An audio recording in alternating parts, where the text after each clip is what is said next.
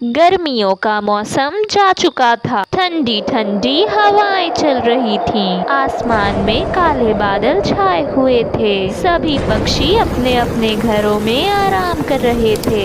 मीनू अपने तीनों बच्चों के साथ घर पर थी। माँ, बारिश कितनी अच्छी हो रही है, मौसम कितना अच्छा हो गया है ना।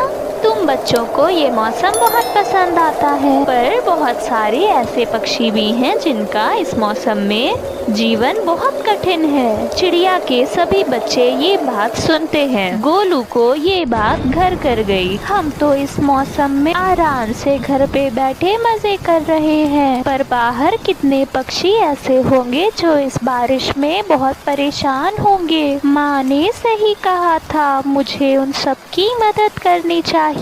गोलू मन ही मन सोचता है।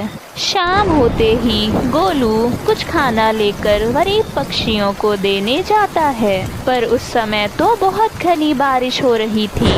माँ, गोलू भैया घर पर नहीं है। अरे बेटा, देखो यहीं कहीं होगा। माँ, मैंने तो हर जगह देख लिया, गोलू कहीं नहीं है। चिड़िया और उसके बच्चे मिलकर गोलू को ढूंढने लगते हैं, पर गोलू का तो कोई अता पता ना था। गोलू खाना लेकर तो घर से आ गया था, पर वो बेचारा इतनी घनी बारिश और हवा के दबाव के बीच में अपना बचाव ना कर सकता है और अचानक से जमीन पर जा गिरता। भी तेज हवाओं की वजह से एक पेड़ उस पर जा गिरता है और वो बुरी तरह जख्मी हो जाता है। उधर चिड़िया बहुत परेशान हो रही थी। बच्चे, तुम लोग घर पर ही रहना, मैं कालू भैया को ढूंढ कर आती हूँ, वो मिल जाएंगे, तुम लोग बिल्कुल चिंता मत करो। माँ, हम भी आपके साथ चलेंगे। बच्चे, बाहर इतनी बारिश हो रही है, अगर तुम लोग भी मेरे साथ चलोगे तो मुश्किल हो जाएगी। चिड़िया अकेले ही गोलू की तलाश में जाती है। कुछ दूर उड़कर वो काली कौवी के घर के पास से होकर गुजरती है और उसकी मुलाकात काली कौवी से हो जाती है। अरे चिड़िया, कहाँ जा रही हो इतनी बारिश में? काली बहन, मेरा गोलू इतनी बारिश में पता नहीं कहाँ चला गया। आप देखो ना, कितनी बारिश हो रही है, पता नहीं वो किस हाल में होगा। अरे चिड़िया, तुम चिंता मत करो, मैं भी तुम्हारे साथ चलती हूँ, वो मिल जाएगा। काली कौवी चिड़िया को हौसला की कोशिश करती है, पर चिड़िया का तो दिल ही बैठा जा रहा था।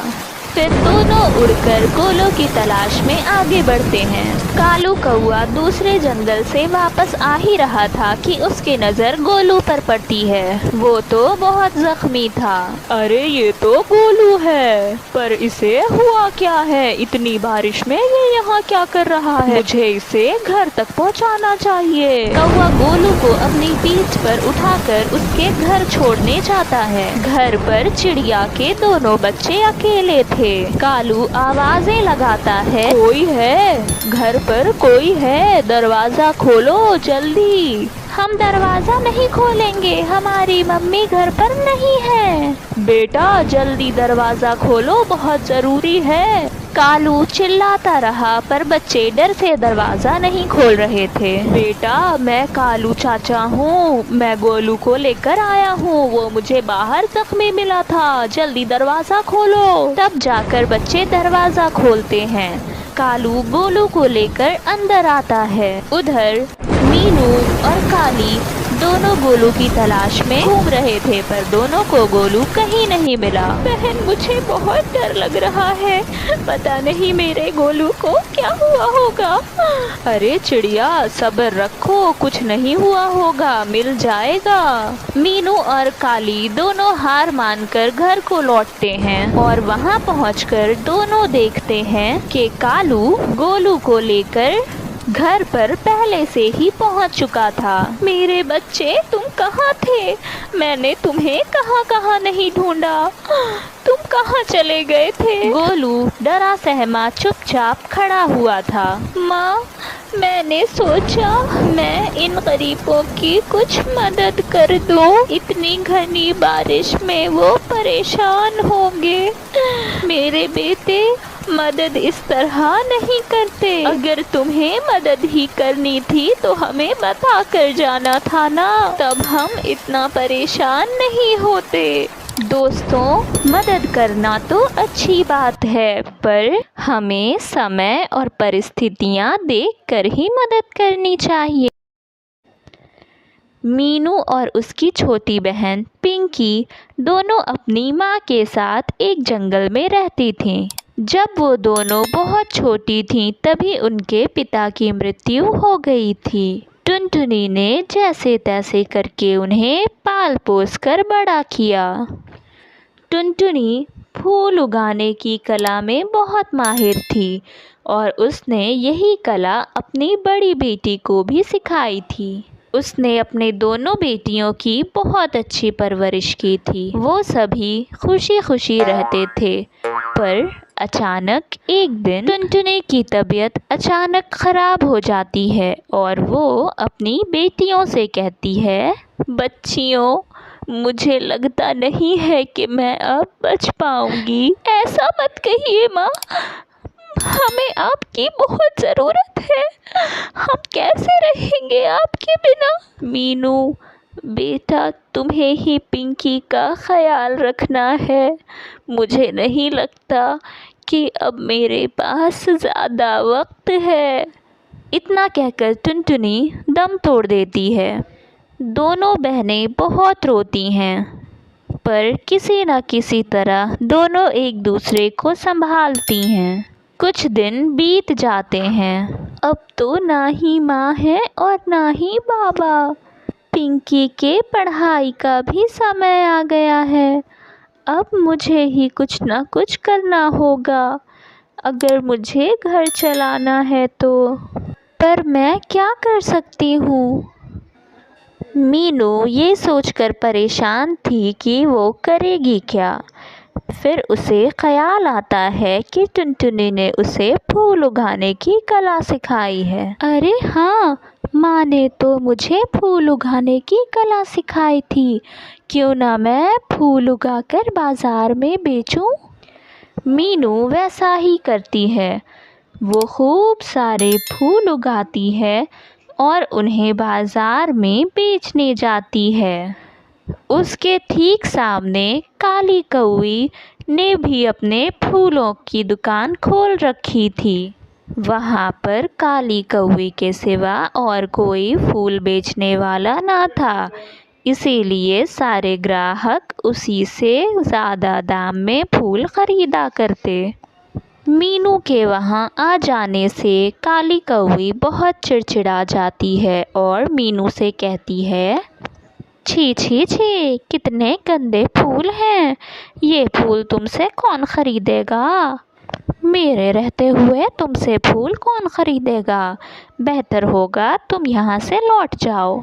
मीनू उसकी बात ना मानते हुए अपने काम पर ध्यान देती है। मीनू अभी नई नई आई थी, इसलिए उसने बहुत कम दाम में फूल बेचना शुरू किया था।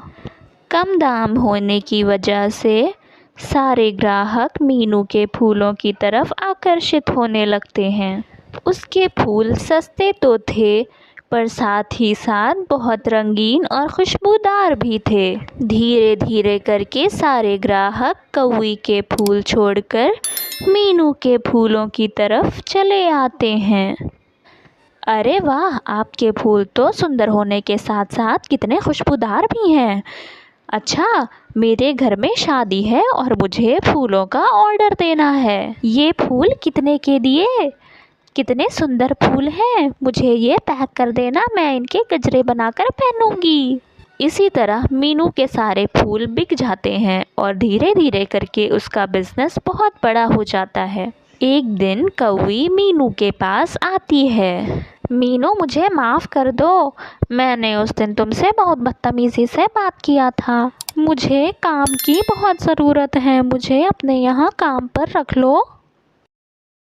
मीनू बहुत मेहनती और समझदार चिड़िया थी।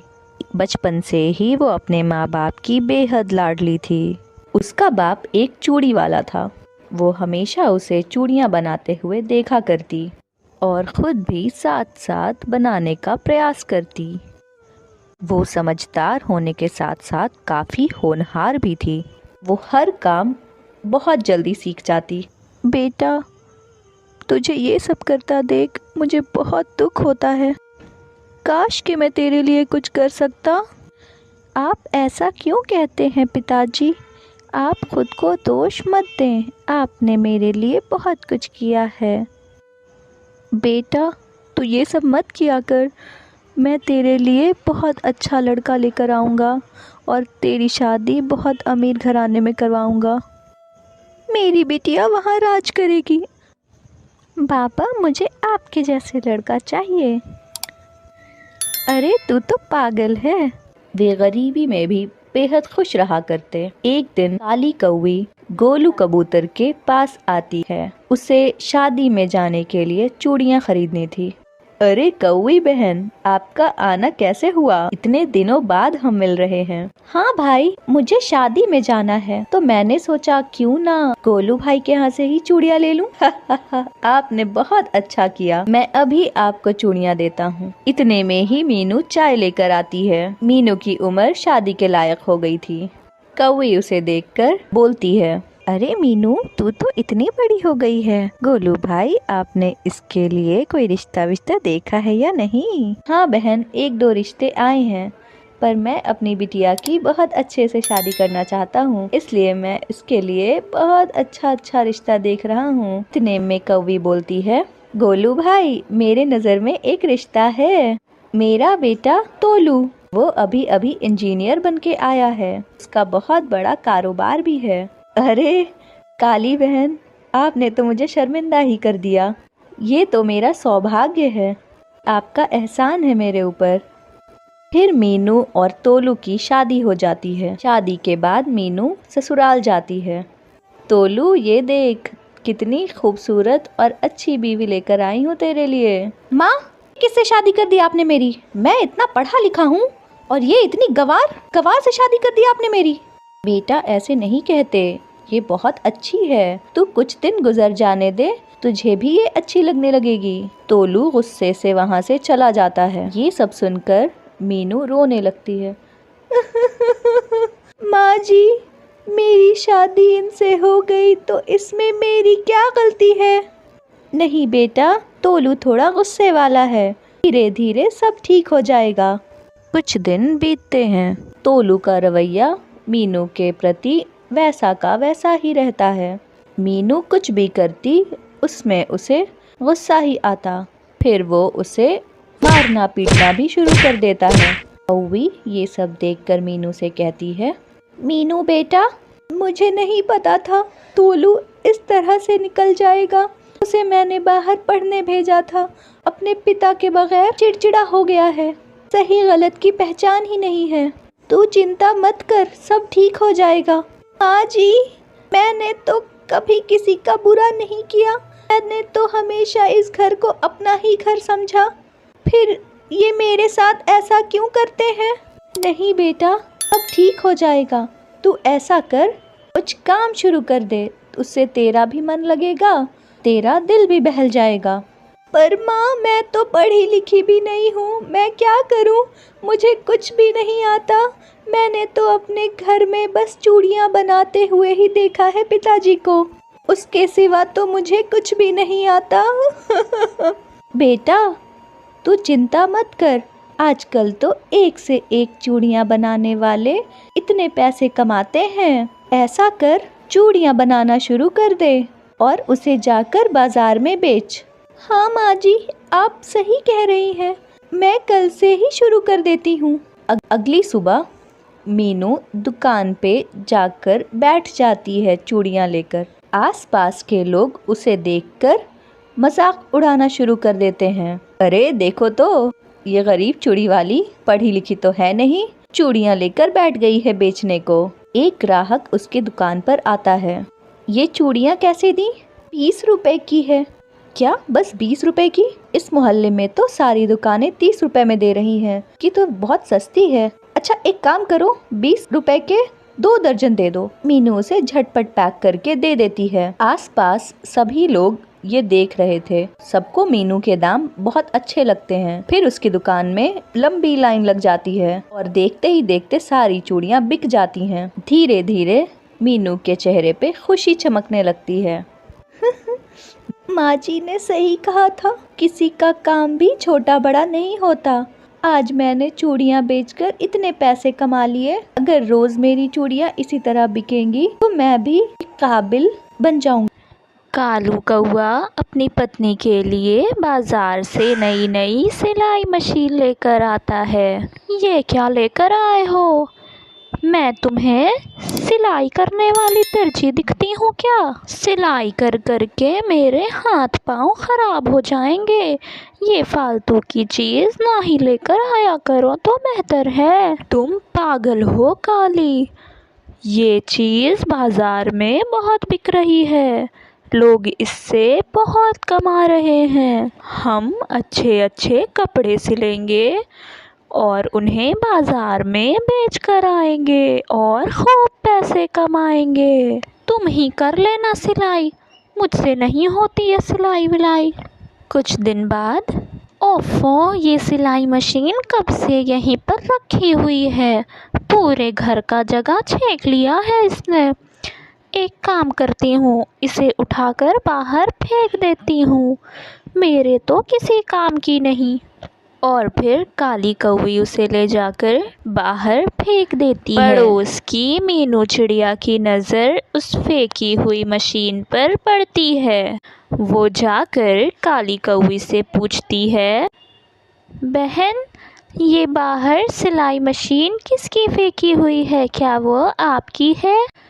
हाँ, वो मेरी ही है, मुझे उसका कोई काम नहीं। तुम चाहो तो उठाकर ले जाओ, ऐसे भी बाहर में कचड़े की तरह पड़ा हुआ है। चिड़िया वो सिलाई मशीन लेकर अपने घर चली जाती है। काली कौवी के फेंकने से सिलाई मशीन टूट गई थी। चिड़िया उसकी अच्छी तरह मरम्मत करके उसे इस्तेमाल करती है। जब कालू देखता है कि सिलाई मशीन घर पर नहीं है तो वो कौवी से पूछता है, कौवी, वो मशीन कहाँ है जो मैंने तुम्हें ला कर दी थी? अच्छा, वो तो मैंने फेंक दी, घर पर बहुत जगह ले रहा था, पड़ोस वाली मीनू चिड़िया उसे लेकर गई है, वो शायद उससे कुछ काम करे। गंवार लोग ये सब काम कर लेते हैं, मुझ जैसी पढ़ी लिखी ये सब काम नहीं जानती। देखते ही देखते मीनू बहुत सारे कपड़े सिलकर तैयार कर लेती है और उन्हें बाज़ार में बेचकर बहुत बड़ा बिजनेस शुरू कर लेती है। जब ये खबर काली कौवी तक पहुंचती है, वो जल भुनकर राख हो जाती है। मेरी दी हुई सिलाई मशीन से उसने इतना कुछ कमा लिया, अभी उसे जाकर बताती हूँ। वो मीनू के घर उड़कर जाती है। सुना है तुमने मेरी दी हुई मशीन से इतना बड़ा बिजनेस शुरू कर लिया है? हाँ काली बहन, आपका बहुत शुक्रिया जो आपने मुझे मशीन दिया। शुक्रिया वुक्रिया कुछ नहीं, मुझे मेरी मशीन वापस करो, मैंने दी थी मशीन। अब चिड़िया के पास बहुत पैसा आ चुका था। वो कौवी से कहती है, ठीक है काली बहन, अगर आपको आपकी सिलाई मशीन चाहिए तो आप ले लीजिए, मैं दूसरी ले लूँगी। आप मुझसे मेरी मशीन ले सकती हैं, मेरा हुनर नहीं। कौवी मशीन लेकर अपने घर चली जाती है और उससे खूब सिलाई करने की कोशिश करती है, पर उसे सिलाई आती ही कहाँ थी।